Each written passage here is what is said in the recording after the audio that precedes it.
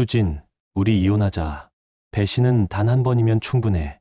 사람들은 결혼을 둘만의 약속이라고 말한다. 그러나 어떤 결혼은 약속이 아니라 잘 짜인 거래에서 시작되기도 한다. 그리고 거래에는 반드시 대가가 따른다. 나는 올해 46, 서울 서초에서 부품 제조 회사를 운영해 온 김태준이다. 결혼식장의 화려한 장식과 쏟아지는 축복의 박수 소리, 그 모든 것이 우리 부부에게는 결국 sup인 강정, 거칠에 불과했다는 사실을 이제야 인정한다. 우리가 결혼했던 그날, 서초 반포의 프라이빗 웨딩홀은 유리 천장을 통해 부드러운 조명이 흘러내렸고 하얀 안개꽃과 카네이션이 길게 늘어선 길을 따라 놓여 있었다. 하객들이 남긴 사진만 보면 누구라도 완벽한 결혼식이라 칭했을 것이다. 그러나 신랑이었던 내 얼굴에는 미래에 대한 설렘, 대신 무언가를 끝냈다는 안도감이 길게 드리워 있었고, 신부였던 수진의 표정에는 기쁨이라기보다 체념에 가까운 짙은 그늘이 비쳤다. 당시 나는 44이었다.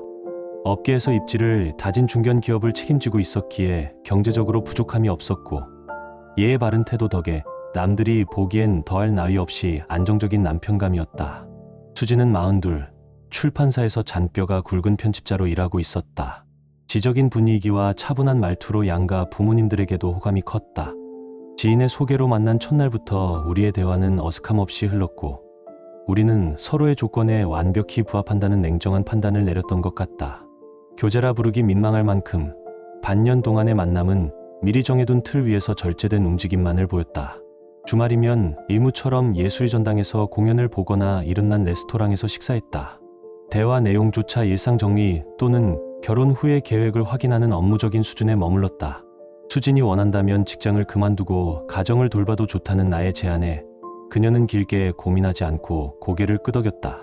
30대 후반의 그녀에게 나는 현실적으로 가장 안전한 선택, 부모에게 인정받고 주변의 박수를 받을 수 있는 문제없는 결혼 상대였다.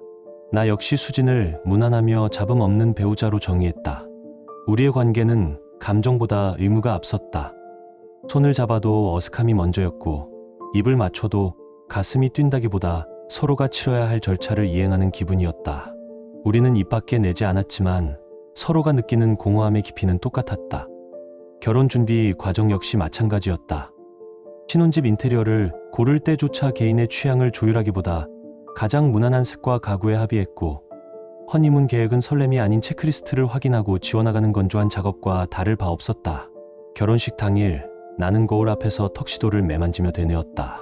사랑이라는 뜨거운 불꽃이 없어도 서로 예의를 지키고 각자의 역할을 충실히 한다면 충분히 단단하고 균형 잡힌 가정을 만들 수 있을 거라고, 그것이 바로 어른의 결혼 생활이라고 스스로를 설득했다.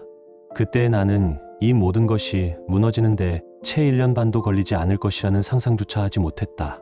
신혼여행을 마치고 돌아온 우리는 잠실과 성수경계에 위치한 고급 레지던스에서 신혼생활을 시작했다.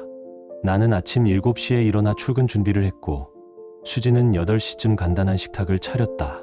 저녁 식사는 함께 했으나 그 이후의 시간은 각자 노트북을 열어 업무를 처리하는 철저히 분리된 일상이었다. 겉으로는 모범적인 시혼부부였고 주변에서는 참 잘 어울린다는 평가를 들었다. 하지만 그 누구의 축복과 칭찬도 우리가 채우지 못한 근원적인 공허함을 메울 수 없었다. 결혼 후 한 달, 우리의 관계는 감정적 온도의 상승 없이 고정된 패턴으로 굳어갔다. 나는 회사 일에 몰두하며 이 안정감을 지키려 했고, 수진은 텅 빈 집안의 놓인 물건들을 완벽하게 정리하는 데 익숙해졌을 뿐이었다. 그 무렵 수진의 마음속에 내가 아닌 다른 남자의 이름, 도연이 다시 떠오르기 시작했다. 수진이 나를 만나기 전 4년간 연애했던 남자. 그는 33, 성수에서 작은 브랜드 스튜디오를 운영하며 불안정한 수입으로 버티던 사람이었다. 키는 나보다 작았으나 자유분방한 기질과 사람의 감정을 섬세하게 흔드는 감성적인 언어를 가졌다고 했다. 수진이 26이던 해 대학 동기 모임에서 우연히 제외한 도연은 첫눈에 반했다며 적극적으로 다가왔다고 한다. 수진의 표현을 빌리자면 도연과의 연애는 살아있다는 감각을 처음 느끼게 해준 시간이었다. 그 남자는 수진의 작은 문장 하나도 흘리지 않고 받아 적듯 귀 기울여 주었고, 밤새도록 그녀가 좋아하는 책과 글귀에 대해 이야기했다. 경제적으로 넉넉하지는 않았지만 수진을 위해 오래 고민해 고른 책이나 전시 티켓 2장을 정성스레 건넸고 수진 역시 손편지를 쓰고 직접 음식을 준비하며 조건 없는 마음을 쏟았다.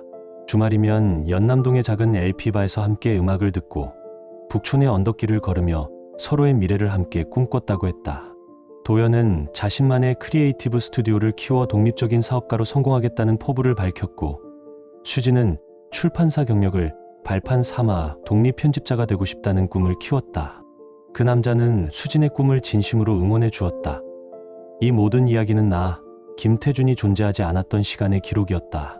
그리고 결혼 후 한 달이 흘렀을 무렵 그 깊은 감정의 잔향이 수진의 건조한 일상 속으로 다시 스며들기 시작했다.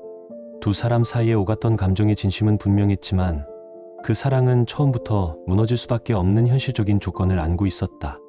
가장 큰 벽은 수진의 부모님이었다.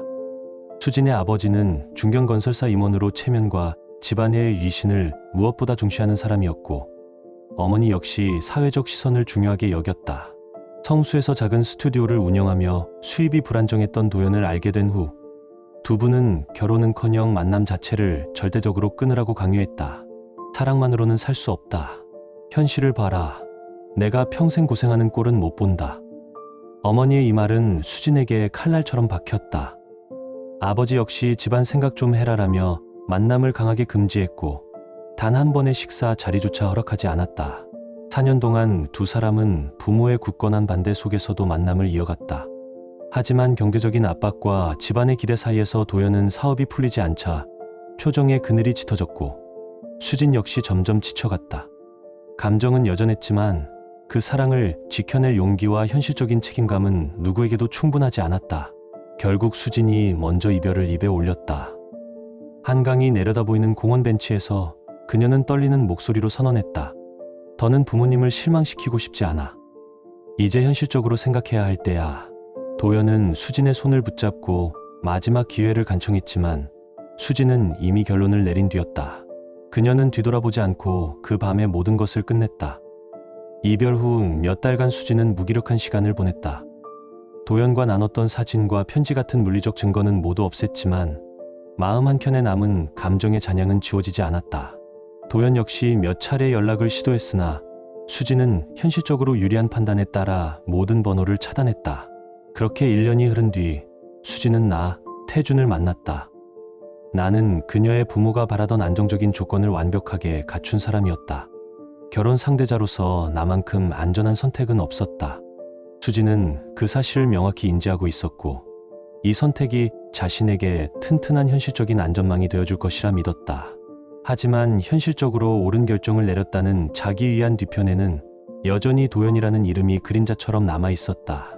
잠들기 전 문득 떠오르는 그의 체온, 나태준와의 대화 깊이와 비교되는 감정의 교류, 진짜 자신을 바라봐 주던 시선.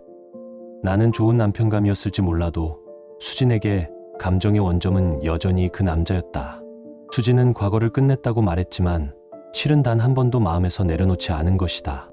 결혼 1년이 지나자 우리의 일상은 놀랄 것도 없는 건조한 패턴으로 완전히 굳어갔다. 나는 회사 일에 더 깊이 파고들어 스스로의 영역을 굳건히 했고 수진은 출판사 업무와 집안일 사이에서 감정 없는 균형만을 맞췄다. 밖에서 보기엔 안정적인 부부였지만 수진의 마음속 빈자리는 단 한 조각도 채워지지 않았다. 결혼 1년 반이 지난 어느 봄날 오후 출근길 지하철에서 수진은 무심히 인스타그램 피드를 넘기고 있었다. 지인의 일상과 여행 사진이 흘러가는 순간 낯선 알림 하나가 화면 위에 정규된 채 박혔다. 도연이 그녀의 게시물에 좋아요를 눌렀다는 알림. 그 순간 수진의 손끝이 미세하게 떨렸다고 한다. 1년 반 만에 다시 눈에 들어온 이름, 스스로 지원했다고 믿었던 감정의 잔상이 다시 피어오르는 순간이었다.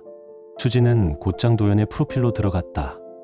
사진 속 도연은 예전과 크게 다르지 않았으나 성수 거리에서 찍은 듯한 셀카와 진행 중인 브랜드 프로젝트 게시글들은 그가 바쁘고 활기찬 삶을 살고 있음을 보여주었다. 그 성공과 여유로움이 수진의 마음 한 귀퉁이를 날카롭게 자극했다. 기차가 강남역에 다다랐을 때 수진은 서둘러 화면을 끄고 괜찮아. 그저 우연일 뿐이야 라고 스스로에게 강한 주문을 외웠다고 한다. 그러나 그날 저녁 내가 집에 돌아와 마주 앉아 식사를 할 때도 그녀의 머릿속은 온통 그 남자 생각으로 가득 차 있었다. 내가 회사 일을 이야기할 때 수진의 시선은 접시에 고정되었고 대답은 메마르다 못해 건조했다. 내가 어디 아픈 거 아니야? 라고 물었을 때 수진은 감정을 숨기려는 듯 그냥 피곤해서 그래요라며 대화를 끊어냈다. 며칠 동안 내적 갈등에 시달리던 수진은 결국 그 벽을 넘어서는 선택을 했다. 수많은 망설임 끝에 그녀는 휴대폰을 집어들고 짧은 메시지 하나를 보냈다. 잘 지내? 문득 내 생각이 났어. 메시지를 보내고 난 뒤 수진은 하루 종일 불안과 기대 속에서 휴대전화를 손에서 놓지 못했다. 퇴근 무렵 도연에게서 답신이 도착했다. 그는 반가움을 표하며 자신 역시 종종 수진의 안부를 궁금해했다고 했다. 그리고 시간이 된다면 가벼운 커피 한 잔을 제안했다. 수진은 잠시 멈춰섰다가 자신의 행동에 대한 합리적인 변명을 만들어냈다. 오래 알고 지낸 친구로서 근황 정도 확인하는 건 괜찮아. 스스로를 먼저 설득한 뒤 그녀는 약속을 잡았다. 일주일 후 두 사람은 성수의 작은 전시 카페에서 마주 앉았다. 마주한 도연은 과거와 크게 달라 보이지 않았고 그는 특유의 느린 미소로 수진을 맞았다. 그 미소 하나에 수진의 이성이 흔들렸다고 한다. 오랜만의 만남이었지만 두 사람은 서로의 근황을 주고받으며 의도적으로 어색함을 지우려 했다. 도연은 스튜디오를 확장하고 브랜드 프로젝트를 성공적으로 따내며 직급에 준하는 책임 있는 위치에 올랐다고 말했다. 반면 수진은 자신의 결혼 생활을 그냥 무난해요라고 짧게 요약했다. 그 말은 겉으로 평온함을 담고 있었지만 그 안에 온기가 단 한 줌도 없다는 사실을 수진 스스로가 가장 잘 알고 있었다. 커피 한 잔으로 끝낼 생각이었던 만남은 3시간을 훌쩍 넘겼다. 대화가 길어질수록 수진이 억지로 잊었다고 믿었던 감정들이 수면 위로 급격히 올라왔다. 도연이 수진을 바라보는 눈빛은 4년 전과 다르지 않았고 수진 역시 그 시선에서 지나치게 익숙하고 위험한 온도를 느꼈다. 그날 이후 두 사람은 카카오톡으로 은밀하게 연락을 주고받기 시작했다. 처음은 가벼운 안부였으나 며칠 지나지 않아 결혼 생활의 결핍과 과거의 미련 등 속 깊은 이야기가 오가기 시작했다. 도연은 이별 후 새로운 인연을 찾으려 했으나 마음대로 되지 않았다고 털어놓았다. 수진 역시 자신의 결혼이 현실적인 판단이었음을 인정하며 마음만은 다른 곳에 깊이 꽂혀 있었다는 위험한 고백을 했다. 한 달 뒤 두 사람은 다시 만났다. 이번 장소는 강남 중심부의 고급 레지던스 라운지였다. 조명이 낮게 깔리고 잔잔한 음악이 흐르는 예약된 좌석. 겉으로는 차분했지만 두 사람 사이의 공기는 확연히 다른 종류의 긴장감으로 채워졌다. 수진의 손가락에는 여전히 내가 해준 결혼 반지가 끼워져 있었다. 하지만 도연을 바라보는 그녀의 시선은 배우자에 대한 예의를 완전히 감추지 못했다. 도연 역시 더 이상 수진과의 관계에 선을 지키려는 태도를 보이지 않았다. 그날 수진은 집으로 돌아오지 않았다. 그녀는 더 이상 돌이킬 수 없는 선을 스스로 넘어버리는 선택을 했다. 레지던스 복도의 조용한 공기, 문이 닫히는 소리, 테이블 위에 놓인 두 잔의 물컵. 어떤 직접적인 말도 필요 없었다. 그 정황만으로 모든 것을 설명하고 있었다. 그 만남 이후 수진의 일상은 미세하게 그러나 확실히 위험한 방향으로 흔들리기 시작했다. 그녀에게서 전에는 없던 들뜬 온도와 감정이 표출되었고 두 사람은 점점 더 자주 은밀하게 만났다. 주로 강남이나 삼성역 인근 고급 레지던스에서 만남이 이어졌고 때로는 도연의 스튜디오가 비는 시간을 이용했다. 수진은 집에서는 여전히 예의 바르고 차분한 아내의 역할을 유지했지만 도연 앞에서는 전혀 다른 결을 드러냈다고 했다. 결혼으로 억누르고 숨죽여 살던 부분이 깨어나는 듯했고 그녀는 스스로 그 감정을 통제하기 어렵다고 느꼈다. 그리고 이 모든 파국적인 변화를 남편인 나, 태준만 모르고 있었다. 도연과 함께 보낸 미래의 시간은 수진에게 숨통을 트이게 하는 일상의 일부가 되어갔다. 그녀는 그 공간에서 느껴지는 금단의 안정감과 뒤섞인 들뜬 감정에 점점 더 깊이 잠겨갔다. 반면 나와 수진 사이의 거리는 눈에 띄게 멀어졌다. 어느 순간부터 수진은 나와 스치듯 몸이 닿는 것조차 불편해하는 듯 보였다. 함께 보내는 밤은 손에 꼽을 만큼 줄었고 서로의 체온을 나누던 관계는 자연스럽게 사라졌다. 수진은 피곤하다거나 컨디션이 좋지 않다는 말로 나를 멀리했고 나는 이것이 결혼 생활에 흔히 찾아오는 권태련이 하고 스스로를 달랬다. 결혼 1년 차를 지나면 누구나 겪는 현상이라 믿으려 했다. 게다가 그녀가 출판사에서 새로운 프로젝트를 맡아 바쁘고 스트레스가 쌓였다고 했기에 나는 배려하는 것이 배우자의 역할이라고 생각하며 인내하려 애썼다. 참고 넘어가는 것이 성숙한 어른의 태도라고 여겼다. 하지만 시간이 흐를수록 수진의 변화는 더 이상 설명이 어려운 지점으로 흘러갔다. 대화는 점점 단답형으로 건조해졌고 내 질문에는 한두 마디로만 답했다. 집에 있는 동안에도 스마트폰을 내려놓지 않았으며 화면을 보며 남몰래 미묘하게 웃는 순간이 잦아졌다. 무슨 일이냐고 물으면 그냥 재미있는 글을 봤다거나 친구와 대화했다는 짧은 대답만 돌아왔다. 외모의 변화도 눈에 띄게 달라졌다. 수지는 이전보다 화장에 공을 들였고 옷차림도 눈에 띄게 세련된 분위기로 바뀌었다. 새로운 향수 냄새가 그녀를 따라다녔고 헤어스타일도 자주 바꾸었다. 내가 요즘 더 예뻐진 것 같다라고 말하면 그녀는 짧게 웃으며 마치 대수롭지 않다는 듯 그냥 기분 전환일 뿐이에요라고 넘겼다. 수진의 외부 일정 역시 복잡해졌다. 야근이 잦아졌고 회식이나 친구 모임 같은 약속도 눈에 띄게 늘어났다. 주말에 함께 보내자는 나의 조심스러운 제안에도 수진은 사회생활도 중요해라며 자연스럽게 선을 그었다. 그 말이 틀린 건 아니었기에 나는 억지로 고개를 끄덕이며 스스로 외면했다. 그러던 어느 저녁 나는 관계를 회복해보려 조심스레 그녀에게 다가갔다. 오랜만에 부드럽게 손을 잡아보려 했을 뿐인데 수지는 몸을 가볍게 피하며 말했다. 오늘은 유난히 피곤해서. 그 한마디는 내 안에 깊은 상처를 남겼다. 수진이 피한 것은 단순한 스킨십이 아니라 나라는 존재 그 자체였다는 것을 나는 본능적으로 알았다. 서운함이 물밀듯 밀려왔지만 나는 그녀를 붙잡아 억지로 마음을 돌릴 생각은 없었다. 서로에게 숨 쉴 틈을 주는 것이 관계를 유지하는 길이라고 믿으려 했다. 하지만 그날 밤 등을 돌린 채 누워있는 그녀의 어깨선은 유난히 멀고 차갑게 느껴졌다. 잠든 척 누워있던 나는 설명하기 어려운 불안감에 밤새 뒤척였다. 수지는 내가 잠든 줄 알았을 것이다. 불이 꺼진 방 안에서 그녀는 베개 옆에 두었던 휴대전화를 조용히 켰다. 희미한 불빛 아래서 엄지손가락이 빠르게 움직였고 미세하게 올라간 입꼬리가 어둠 속에서도 분명하게 드러났다. 그 표정은 단 한 번도 나를 향한 적이 없던 표정이었다. 다음 날부터 나는 수진의 모든 움직임을 본능적인 관찰자의 시선으로 지켜보게 되었다. 그녀의 말투는 더 짧아졌고 대화는 자주 끊겼다. 식탁에서나 소파에서나 수진의 손에는 늘 휴대전화가 쥐어져 있었다. 메시지가 올 때마다 화면이 켜졌고 그때마다 그녀는 습관처럼 미소를 지었다. 내가 다가가면 수진은 자연스러운 척 황급히 화면을 끄거나 휴대전화를 뒤집어 놓았다. 변화는 급작스럽지 않았다. 조금씩, 그러나 매일 쌓여 의심의 탑을 만들었다. 결정적인 순간은 며칠 뒤 밤에 찾아왔다. 수진이 샤워하러 들어가는 길에 늘 손에 쥐고 다니던 휴대전화를 침대 위에 그대로 두고 갔다. 처음엔 대수롭지 않게 넘기려 했으나 잠시 뒤 연달아 알림 소리가 울렸다. 나는 리모컨을 내려놓고 그 휴대전화를 응시했다. 손은 이미 이성의 통제를 벗어나 저절로 움직였다. 잠금 화면 위로 떠오른 이름 하나. 도현. 목 뒤가 서늘해졌다.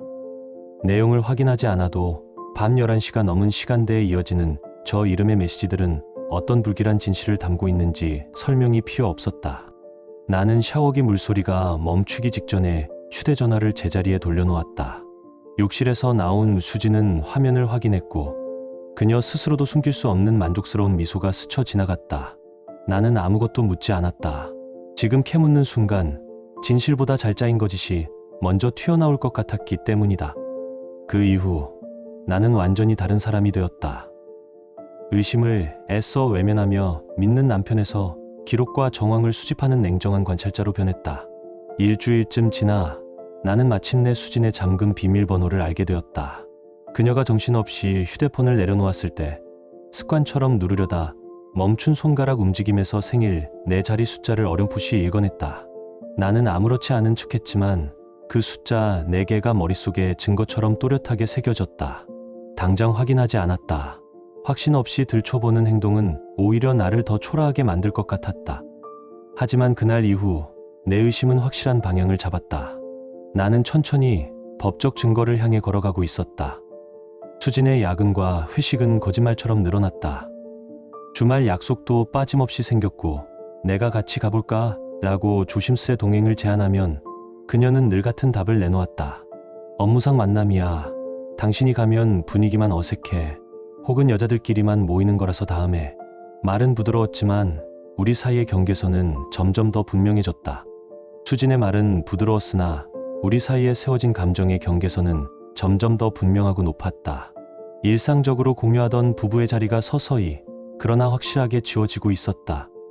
집에 밤늦게 들어오는 날도 잦아졌다.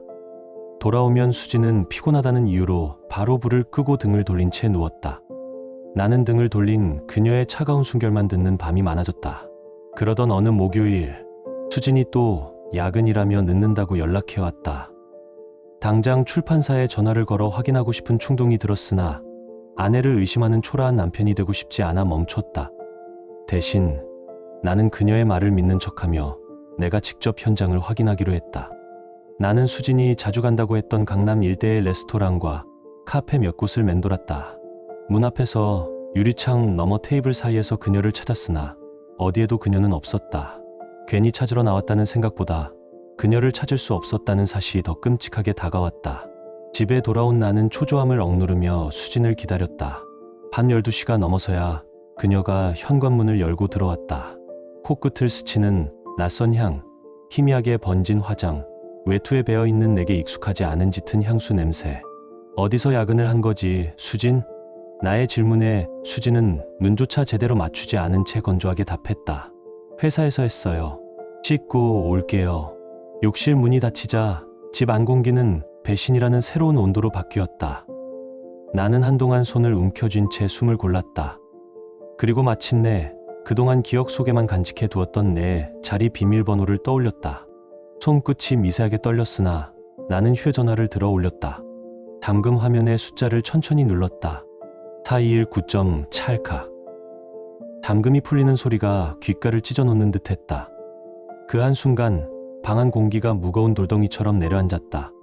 나는 망설임 없이 카카오톡을 열었다. 대화창 최상단에 떠있는 이름, 도현. 대화 내용을 스크롤하는 동안 내 심장은 천천히 그러나 확실하게 산산조각 나는 느낌이었다. 문장 몇 줄이 내가 지키려 했던 결혼 생활의 실체를 적나라하게 보여주었다. 두 사람은 서로에게 노골적인 그리움을 드러냈고 다음 만날 시간과 장소를 자연스럽게 약속했다. 심지어 그날 밤 묵을 호텔 이름까지 적혀 있었다. 갤러리를 열었다. 정면 셀카는 없었지만 조명 반사로 드러난 실루엣, 유리창에 비친 두 사람의 그림자, 같은 배경의 사진들.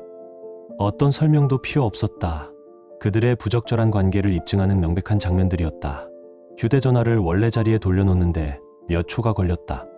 무릎이 풀려 침대 모서리에 주저앉았다. 머릿속이 텅 빈 것 같았지만 동시에 쏟아지는 분노와 모멸감으로 끓어오르는 용암 같았다. 수진이 씻고 나오기 전에 나는 아무 일 없다는 듯 누워 눈을 감았다.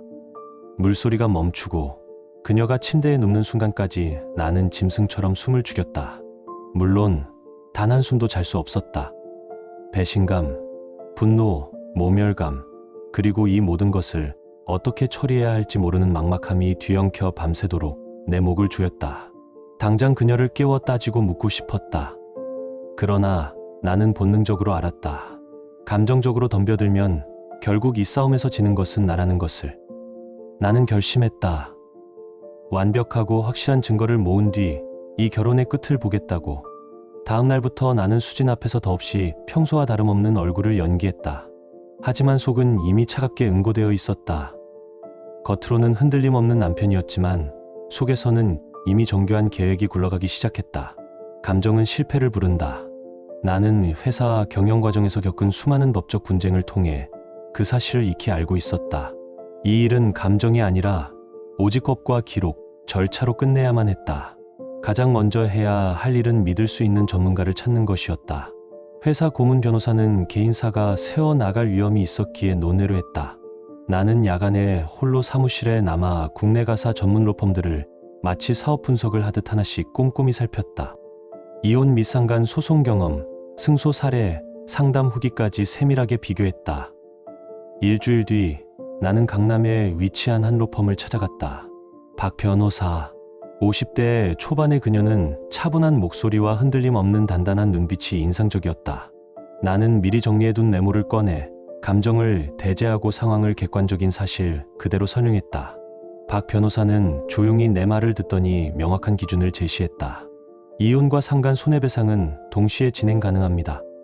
다만 말로만은 안 됩니다. 확실하고 명백한 법적 증거가 있어야 합니다. 그녀는 필요한 증거들을 조목조목 짚어주었다. 메신저 기록, 카드 결제 내역, 위치 정보, 레지던스 출입 정황, 일정 패턴, 그리고 상대방 신분 확인 자료, 흔적을 남기지 않는 방식으로 모든 것을 확보해 두십시오. 그녀의 목소리는 명령과 같았다. 상담을 마치고 나오자 바깥바람이 차가웠으나 내 마음은 오히려 더욱 또렷하고 냉정해졌다. 이제 더는 감정에 휘둘릴 때가 아니었다. 오직 실행의 단계만이 남았다. 그날 밤 수진이 출근한 틈을 타 나는 조용히 증거 수집을 시작했다. 이미 알고 있던 비밀번호로 휴대전화를 열어 카카오톡 대화를 날짜별로 정리해 스크린샷으로 저장했다. 애정 표현과 시간대, 장소 언급이 담긴 메시지들을 묵묵히 분류했다. 갤러리에서는 정면 사진이 아닌 같은 장소 배경, 유리창에 비친 두 사람의 실루엣, 나란히 놓인 컵, 그리고 상대 남자의 손목 시계가 반복적으로 찍힌 사진들을 확인했다. 나는 그 모든 사진을 내 휴대전화로 옮겼고 원본에는 어떤 흔적도 남기지 않았다. 다음으로 가족카드 사용 내역을 확인했다. 강남 삼성역 인근의 레지던스와 라운지 이름이 반복적으로 찍혀 있었다. 결제 시간과 수진이 야근이라 했던 날짜가 놀랍도록 정확히 겹쳤다. 화면을 오래 들여다보았다. 이것은 단순한 추측이나 우연이 아니라 계획적이고 반복된 패턴이었다. 나는 멈추지 않았다. 우리 부부가 사용하던 가족안전 앱을 열어 수진의 위치 기록을 조용히 확인했다. 그녀가 회사에 있다고 말한 시간대에 강남의 특정 레지던스 주변에 머문 사실이 지도 위에 선명한 점과 시간표로 거짓말의 흐름을 그대로 보여주고 있었다. 나는 길게 숨을 들이마신 뒤 스스로에게 단 한 문장을 명령처럼 되뇌었다. 감정은 잠가라. 오직 기록으로 끝내라. 겉으로는 아무렇지 않은 평온한 남편의 얼굴을 하고 지냈지만 내 머릿속에서는 이미 이혼 소송에 완성된 판이 차갑게 돌아가고 있었다. 분노와 배신감은 철저히 눌러 담았다. 끝낼 때는 가장 차갑고 가장 정확하며 법적으로 완벽해야 했기 때문이다. 수진의 휴대전화에서 확보한 연락처를 통해 상대 남성, 도연의 이름과 회사, 직급까지 모두 파악했다. 가정법원 소송에서 상대방의 신원 확인은 필수였기에 나는 그의 회사 웹사이트, 공시 자료, SNS 활동까지 객관적인 출처 기반으로 철저히 정리해 두었다. 두 번째 변호사 상담 날, 나는 정리해둔 완벽한 파일을 박 변호사에게 건넸다. 메시지 기록, 위치 정보, 카드 사용 내역, 상대 남성 신원. 단 하나도 흠잡을 데 없이 정리된 완벽한 증거 자료였다. 서류를 훑어본 박 변호사는 고개를 들며 확신에 찬 목소리로 말했다. 이 정도면 소송 준비는 거의 끝났습니다. 이혼과 상간 위자료 청구를 동시에 진행하시죠. 위자료는 최대 6천만 원까지도 가능합니다. 나는 조용히 그러나 단호하게 고개를 끄덕였다. 진행해 주십시오. 다만 제가 움직일 때까지 아직은 들키지 않게 해 주십시오. 결정은 이미 오래전에 끝났다. 나는 완벽한 순간, 수진이 절대 되돌릴 수 없는 시점에 이 카드를 뒤집어 엎을 생각이었다. 그리고 마침내 계획했던 그날이 왔다. 금요일, 수진은 또 야근이라며 늦을 것이라는 메시지를 보내왔다. 나는 이미 그날 그 시간이 누구와 어디에서 쓰일지 지도처럼 꿰뚫고 있었다. 그러나 나는 평소와 다름없이 조심해서 와라고 답장을 보냈다. 밤 11시가 훌쩍 넘어서야 현관문이 열렸다. 수진은 피곤한 척 구두를 벗으며 건조하고 짧게 인사했다. 다녀왔어. 하지만 거실의 분위기가 평소와 확연히 달랐다. 나는 소파에 앉아 그녀를 기다리고 있었고 내 앞 테이블 위에는 얇지만 무게감 있는 소철이 놓여 있었다. 수진은 그것을 보자마자 순간적으로 숨을 멈춘 듯 했다. 나는 감정을 담지 않고 담담하게 말했다. 수진, 잠깐 앉아. 그 한 문장으로 모든 것이 시작되었다. 이젠 우리 이야기 좀 해야지. 나의 말투가 평소와 완전히 다르다는 것을 수진도 느꼈을 것이다. 수진은 조심스레 내 옆에 앉았다. 나는 시선을 피하지 않고 그녀를 똑바로 바라보며 입을 열었다. 수진, 우리 이혼하자. 짧고 날카로운 문장이었다. 그 한마디에 거실 공기가 산산조각 나며 무너져 내렸다. 수진의 얼굴이 돌처럼 굳었다.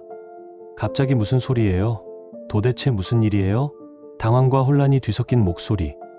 나는 그녀의 그 반응까지 이미 예상하고 있었다. 나는 아무 말 없이 테이블 위 서류철을 그녀 앞으로 밀었다. 서류가 미끄러지다 멈추는 차갑고 날카로운 소리가 유난히 크게 울렸다. 먼저 이것부터 확인해봐. 수진은 떨리는 손끝으로 첫 장을 넘겼다. 날짜별로 정리되어 인쇄된 카카오톡 대화 기록. 수진의 눈동자가 흔들리다 점점 커졌다. 그녀가 도연과 나눈 은밀한 감정, 만남의 약속, 그리고 나에게 했던 거짓말들이 모두 활자화되어 있었다. 숨이 걸리는 거친 소리가 들렸다. 나는 두 번째 서류를 꺼내 테이블 위에 펼쳤다. 여기 당신이 야근했다고 했던 날들의 기록이야. 가족 안전 앱에서 추출된 위치 로그. 회사가 아닌 매번 강남에 같은 레지던스 인근에 머물렀던 시간대까지 정확히 찍혀 있었다. 세 번째 서류. 나는 조용히 그러나 분명하게 설명했다. 가족카드 사용 내역. 당신이 말한 야근, 회식 날짜의 결제 장소는 늘 특정 레지던스 라운지로 지키더군. 금액, 날짜, 시간, 당신의 말과 단 하나도 일치하지 않았어. 수진의 얼굴은 종이처럼 하얗게 질렸고 입술은 떨렸으나 아무 말도 나오지 않았다. 나는 마지막으로 한 장의 문서를 그녀 앞에 놓았다. 도연의 신상 정보가 완벽하게 정리된 문서였다. 이름, 소속 회사, 직급, 연락처, 사무실 주소, 그리고 이건 상간 책임에 대한 수장 초안이야. 나는 담담하게 마치 일정을 설명하듯 말했다. 당신이 선택한 상대, 그 남자에게도 법적으로 책임을 물을 거야. 수진의 눈동자가 공포에 질려 크게 흔들렸다. 태준 제발 잠깐만요. 내가 잘못했어요. 정말 미쳤었어. 지금이라도 당장 그만둘게요. 나는 그녀의 말을 단호하게 끊었다. 끝낼 생각이었다면 시작도 하지 말았어야지. 내 목소리는 전혀 떨리지 않았다. 처음부터 사랑 없는 결혼이었지만 나는 최소한의 존중과 형식은 지키려고 노력했어. 그런데 당신은 그마저도 깼어. 수진, 배신은 단 한 번이면 충분해. 수진의 눈물이 뺨을 타고 흘러내렸지만 나는 더 이상 감정적으로 흔들리지 않았다. 당신이 선택한 행동이니 그에 대한 책임도 당신이 똑바로 져야 해. 며칠 뒤 월요일 오전, 도연의 회사로 상간 소송 서류가 전달되었다. 그는 소장을 받은 순간 얼굴이 굳어졌다고 한다. 이것은 단순한 치부가 발각된 문제가 아니라 법적 절차가 공식적으로 시작된 것이었다. 청구 위자료 금액은 4천만 원. 그제야 두 사람은 자신들이 저지른 일이 단순한 감정 노름이 아니라 법으로 책임져야 할 명백한 잘못임을 실감하게 되었다. 도연에게 전달된 소장에는 두 사람이 나눈 부적절한 관계를 입증하는 내부 증거 자료들이 빼곡히 첨부되어 있었다. 그는 급히 변호사를 찾아 상담을 받았지만 돌아온 답변은 냉혹했다. 증거가 너무 명확하여 부인하기는 어렵습니다. 그 말 한 줄이 도연의 커리어에 걷잡을 수 없는 균열을 내기 시작했다. 얼마 지나지 않아 회사 내부에도 기혼 여성을 상대로 한 부적절한 관계로 소송에 휘말렸다는 소문이 빠르게 흘러들었다. 직원들의 눈길이 달라졌고 회의실 분위기도 예전 같지 않았다. 회사 이미지에 악영향이 될 수 있다는 경영진의 우려가 나오자 도연은 사무실에 있는 것 자체가 버거워졌다. 팀원들은 눈치를 보며 거리를 두었고 그는 출근과 동시에 퇴근 시간만을 세는 고립된 존재가 되어 있었다. 수진 역시 버티기 어려운 상황에 놓였다. 이혼 소송과 상간 소송 통지가 동시에 날아온 뒤 그녀는 제대로 잠을 이루지 못했고 출근하는 것조차 공포스러운 일이 되었다. 출판사에서 업무 집중도는 바닥을 쳤고 작은 실수에도 격렬히 흥분하거나 멍해지는 일이 반복됐다. 사무실 복도 끝에서 들리는 자잘한 귓속말, 자신을 쳐다보는 시선, 애써 못 본 척하는 동료들, 그 모든 것들이 그녀를 일터에서 점차 무너뜨렸다. 부모님께 이 사실을 털어놓는 문제는 더욱 큰 짐이었다. 결국 수지는 가장 쉬운 거짓말을 택했다. 어머니가 울먹이며 물었을 때 그녀는 그냥 성격 차이로 헤어지게 됐다고만 말했다. 어머니는 이해할 수 없다는 듯 같은 질문을 반복했고 수지는 그 자리에서 도망치듯 버틸 수 없었다. 그동안 나는 철저히 냉정하고 담담한 얼굴로 이 모든 과정을 지켜봤다. 인간적으로 마음이 무겁지 않았던 것은 아니다. 하지만 선택에는 반드시 그만한 대가와 결과가 따른다는 것을 나는 누구보다 잘 알고 있었다. 2달의 법적 절차 끝에 마침내 판결이 나왔다. 이혼은 수진의 귀책 사유로 명백히 인정되었고 재산 분할에서도 나는 대부분을 가져왔다. 수진은 결혼 전 가지고 있던 최소한의 금액만을 돌려받았다. 상간 위자료 청구에서도 나는 승소했다. 판결문에는 이렇게 적혀 있었다. 수진 2천만 원, 도연 1,500만 원 지급. 이제 더 이상 함께 살 이유도 명분도 형식도 남아있지 않았다. 수진은 강남의 신혼집을 비우고 작은 원룸으로 이사했다. 짐을 옮기던 날 그녀는 텅 빈 집 한가운데 서서 한참을 움직이지 못했다고 한다. 조건으로 시작한 결혼이었지만 그녀는 그마저도 지키지 못하고 평온함까지 잃었음을 그제야 깨달은 것이다. 출판사에서의 일상도 달라졌다. 조용히 퍼져나간 이혼 소식에 몇몇 동료는 노골적으로 눈을 피했고 어떤 이들은 애써 아무 일 없는 듯 굴었다. 상사는 조용히 수진에게 경고했다. 개인사로 업무가 흔들리는 건 프로로서 스스로 관리해야 해요. 그 말은 위로도 비난도 아니었다. 그저 냉혹한 현실이었다. 수진은 어머니 앞에서 최대한 담담하게 행동하려 했지만 어머니의 표정은 쉽게 풀리지 않았다. 말로는 이해한다고 했으나 눈빛에는 분명한 의문과 실망이 서려 있었다. 수진은 부모님과 함께 있어도 편안함을 느끼지 못했고 집안 어디에도 자신이 머물 자리를 찾지 못했다. 도연의 상황은 더욱 가혹하게 흘러갔다. 회사에서는 업무상 필요라는 명목으로 인사 발령을 내렸다. 서울 본사에서 부산지사로의 전보. 겉으로는 정당한 인사였지만 그는 누구보다 그것이 좌천이라는 사실을 잘 알고 있었다. 부산으로 내려가면 그가 공들여 쌓아온 경력과 승진 기회는 사실상 끊기는 것이나 다름없었다. 부산으로 떠나기 전 도연은 수진에게 조용히 마지막 제안을 건넸다. 나 부산 내려가면 너도 같이 올래? 수진은 고개를 저었다. 이미 산 전체가 무너졌는데 무너진 사람과 함께 새로운 곳에서 재기할 용기는 남아있지 않았다. 무엇보다 2사람이 만든 선택이 이렇게까지 많은 사람들을 다치게 했다는 죄책감이 그녀를 짓눌렀다. 결국 2사람은 서로에게 미안하다는 말밖에 남기지 못한 채 쓸쓸히 갈라섰다. 도연은 부산으로 떠나기 전 수진에게 마지막 편지를 남겼다. 자신의 감정만큼은 진심이었지만 결과적으로 모두를 불행하게 한 죄송함과 패배감, 그리고 수진이 이제부터는 무너지지 말고 행복하길 바란다는 짧은 작별 인사가 전부였다. 수진은 그 편지를 읽고 한참을 울었다. 그러나 그 눈물은 그 어떤 것도 되돌려놓지 못했다. 그동안 나는 이 모든 파국적인 과정을 철저히 담담한 태도로 지켜봤다. 이혼 절차가 진행되는 내내 나는 단 한 번도 감정에 휘둘리지 않았다. 변호사와의 상담 자리에서 나는 명확한 사실과 논리만으로 답했고 감정에 호소하는 말은 단 한마디도 입 밖에 내지 않았다. 주변에서는 어떻게 그렇게 차분할 수 있냐며 놀라워했지만 나조차도 내가 이렇게까지 냉정해질 수 있는 사람인지 처음 깨달았다. 이혼이 법적으로 확정되던 날 나는 수진에게 마지막으로 해야 할 말을 건넸다. 당신을 뜨겁게 사랑하지는 않았지만 이렇게까지 스스로 당신의 삶을 무너뜨릴 줄은 몰랐어. 그 말은 원망이나 분노가 아니었다. 그저 내가 인식한 사실이었다. 더는 할 말도 붙잡을 이유도 남아있지 않았다. 나는 미련 없이 자리를 털고 일어섰다. 며칠 뒤 토요일 저녁 나는 집에서 결혼과 관련된 물건들을 정리했다. 결혼 반지, 신혼여행 사진, 식장에서 찍은 액자, 물건들을 하나씩 상자에 넣으면서 지난 2년의 결혼 생활이 차례로 떠올랐다.